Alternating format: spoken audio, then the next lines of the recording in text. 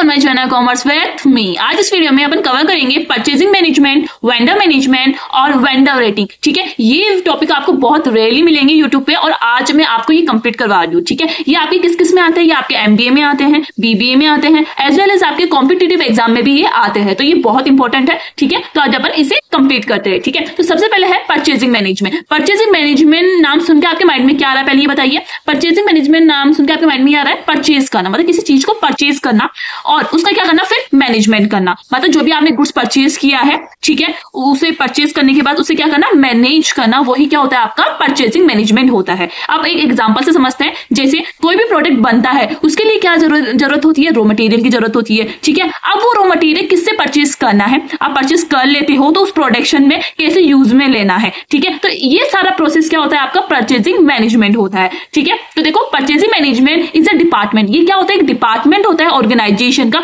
जो किसके लिए रेस्पॉन्सिबल होता है, परचेजिंग एक्टिविटीज के लिए रेस्पॉन्सिबल होता है। जैसे आपकी एक कंपनी है बिस्किट बनाने की, जिसमें मतलब बिस्किट बनाते हो तो आपको क्या क्या रॉ मटेरियल की जरूरत पड़ेगी। जैसे आपके रॉ मटेरियल की जरूरत, फ्लोर की जरूरत पड़ेगी, कच्चा आटा, ठीक है, और आपकी शुगर की जरूरत पड़ेगी, आपके वनीला एसेंस की पड़ेगी। मतलब ऐसे रॉ मटेरियल जो आपके प्रोडक्ट में बनाने में यूज में आते हैं, तो वो प्रोडक्ट कहाँ से परचेज करना है। तो परचेजिंग मैनेजमेंट क्या करता है, उन रॉ मटेरियल को परचेज करता है अलग अलग वेंडर से। ठीक है, वही क्या होता है, आपका परचेजिंग मैनेजमेंट होता है। परचेजिंग मैनेजमेंट इट्स मीन्स कि ऐसा मैनेजमेंट जो किससे डील करता है, जो भी परचेजिंग एक्टिविटीज होती है ऑर्गेनाइजेशन की, उनसे डील करता है, वही होता है आपका परचेजिंग मैनेजमेंट। वीडियो लेंथी हो गई है पर आपको समझ में आ गया होगा। ठीक है, तो अब अपन देखते हैं purchase is most important function in any organisation. जो भी ऑर्गेनाइजेशन हो, किसी भी टाइप की ऑर्गेनाइजेशन हो, परचेजिंग बहुत जरूरी होती है। मतलब किसी चीज को परचेज करना बहुत जरूरी होता है, क्योंकि आप प्रोडक्शन आप नहीं कर सकते जब तक आप रॉ मटेरियल परचेज नहीं करोगे, तब तक आप प्रोडक्शन स्टार्ट नहीं कर सकते किसी भी प्रोडक्ट का। ठीक है, तो परचेजिंग बहुत जरूरी है। तो उस जब भी आप परचेज करते हो तो उसका एक डिपार्टमेंट भी होना चाहिए ना,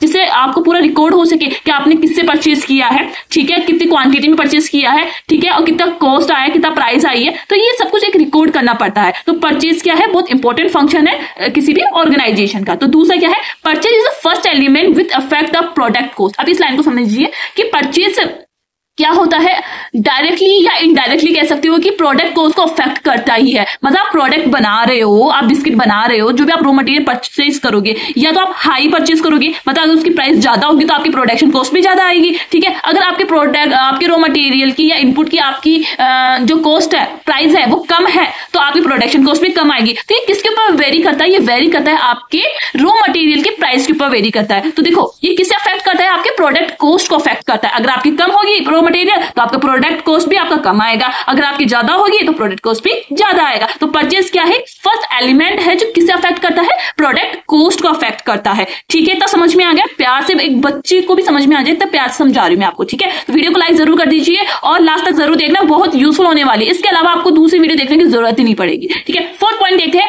purchase management decide profitability of the company. ये जो परचेज मैनेजमेंट होता है वही डिसाइड करता है कि कंपनी को कितना प्रॉफिट होगा, क्यों, कैसे परचेज करेगा। क्योंकि यही जो फर्स्ट मैनेजमेंट होता है जो क्या करता है, रॉ मटेरियल परचेज करता है। ठीक है, अगर वो कम कॉस्ट में परचेज करेगा तो आपकी कंपनी को ज्यादा प्रॉफिट होगा। ठीक है, तो परचेज मैनेजमेंट क्या करता है, डिसाइड करता है कितना कंपनी प्रॉफिट में होगी जब वो कम कॉस्ट पे रॉ मटेरियल खरीदेगा। ठीक है, तो परचेजिंग मींस प्रोक्यूरमेंट। प्रोक्यूरमेंट मतलब खरीदना। तो परचेजिंग का मतलब क्या होता है, खरीदना किसे, गुड्स को, सर्विसेज को फ्रॉम सम एक्सटर्नल एजेंसी। जो अलग अलग एजेंसीज होती है, ठीक है, वेंडर्स होते हैं, सप्लायर्स होते हैं, उनसे क्या करना, गुड्स एंड सर्विसेज क्या करना, परचेज करना ही आपका क्या कहलाया जाता है, परचेजिंग कहलाया जाता है। आई होप आपको समझ में आ रहा है। समझ में आ रहा है तो प्लीज जरूर बताइए कमेंट में। अब आगे देखते हैं इसका ऑब्जेक्टिव क्या होता है। मतलब आपने पढ़ा परचेजिंग क्या होता है, अब इसका फायदा क्या होता है, इसका उद्देश्य क्या होता है, क्यों किया जाता है, ये अपन देखते हैं। The object of purchase management is to arrange the supply of material,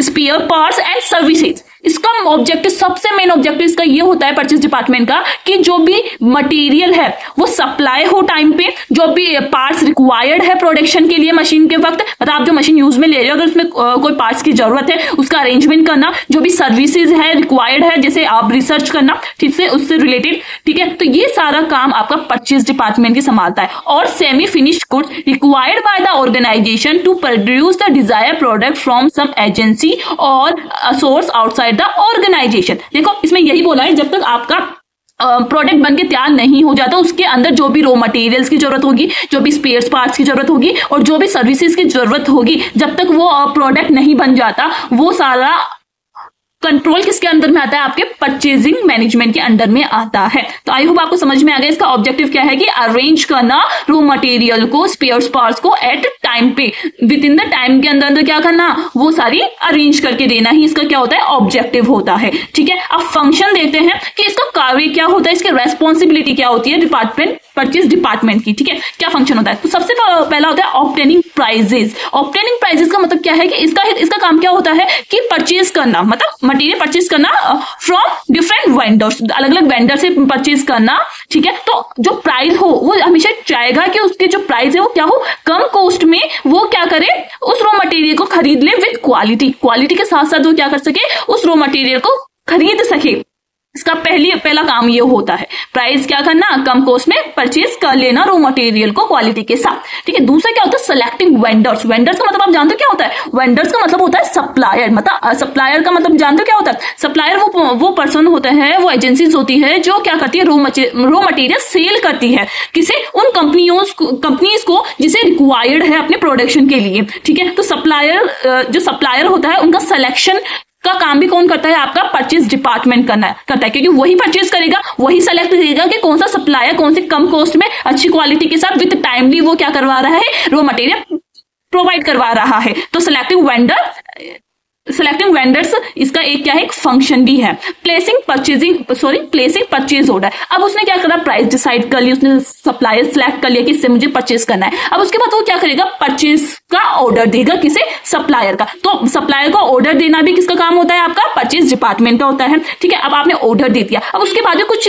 problems आती है, कंप्लेंट्स आती है, जैसे कि सप्लायर बोलता है कि मैं होम डिलीवरी नहीं दे सकता। मतलब आपको अगर रॉ मटेरियल परचेज करना है, आप यहाँ से खरीद लीजिए, आपकी अपनी खुद की कोई ट्रांसपोर्ट लेके आइए और यहाँ से लेके चली जाइए, क्योंकि हम होम डिलीवरी नहीं देते। तो ऐसे कुछ कंप्लेंट्स भी होते हैं, उनका सेटलमेंट में कौन करता है? आपका परचेज डिपार्टमेंट ही करता है। ये क्या है, इसके फंक्शंस बता रही हूँ, ये क्या क्या करता है? प्राइस डिसाइड करता है, सप्लायर सेलेक्ट करता है कि कौन से सप्लायर से माल खरीदना है, और परचेज का ऑर्डर देता है, जो भी उसे रॉ मटेरियल खरीदना है उसका ऑर्डर देता है सप्लायर को, और जो भी कंप्लेंट्स होती है उनका सेटलमेंट भी करता है, जैसे टाइमली उन्हें पेमेंट करना। ठीक है, और जो भी प्रॉब्लम आती है at the time of purchasing, उन सबको क्या करता है, वो सॉल्व करता है। ठीक है, लास्ट क्या आता है, making and maintaining harmonious relation with vendor. अब लास्ट में ये सब कुछ करने के बाद उसके दिमाग में बस यही रहता है कि ऐसे कि उनके साथ क्या करें, अच्छा रिलेशनशिप बना के चल सके, जिससे अगर बाद में फ्यूचर में अगर इमरजेंसी में कोई भी रॉ मटेरियल की जरूरत पड़ जाए तो उसे फोन करके जल्दी से अपन मंगवा सके। मतलब अच्छा रिलेशनशिप मेंटेन करके रखना भी काम किसका होता है, परचेज डिपार्टमेंट का होता है।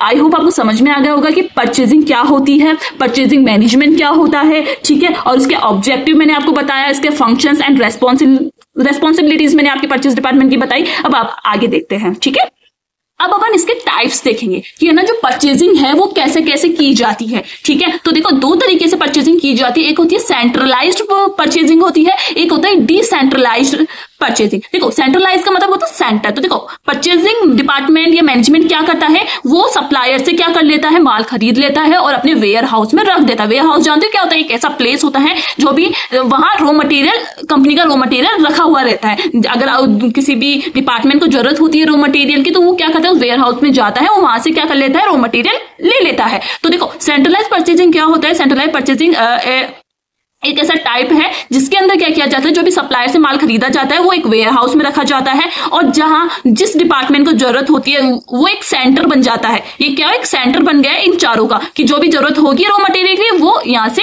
ले लेगा। तो ये क्या हो गया, सेंट्रलाइज परचेजिंग हो गया। तो अपन देख लेते हैं, it is a method of, ये क्या एक मेथड है, प्रोक्यूरमेंट मतलब खरीदने का, of all type of materials की, सप्लाईज की, इक्विपमेंट्स की, थ्रू अ सिंगल डिपार्टमेंट। एक सिंगल डिपार्टमेंट से क्या करना, ले लेना। ये खरीदना नहीं हो रहा है, वैसे एक तरीके से ले रहे हैं डिपार्टमेंट, क्योंकि ये कंपनी का ही तो काम हो रहा है। Under the direct control and superintendence of one responsible person. इसमें क्या होता है, एक पर्सन बिठा दिया जाता है और वो क्या करता है, रिकॉर्ड करता है कौन सा डिपार्टमेंट क्या कर रहा है, कितना मटेरियल, रॉ मटेरियल ले रहा है वेयर हाउस से, तो उसका रिकॉर्ड रखता है। जैसे आपने कोस्टिंग में पढ़ा होगा, FIFO method, LIFO method, HIFO method, first in first out, मतलब जो मटेरियल पहले आया उसे वो पर्सन क्या करता है, उससे पहले निकालता है, मतलब वो मटेरियल पहले देता है। तो ये सब कुछ अपन ने कोस्टिंग में पढ़ा, तो याद आ रहा होगा ना थोड़ा बहुत। ठीक है, वही है ये।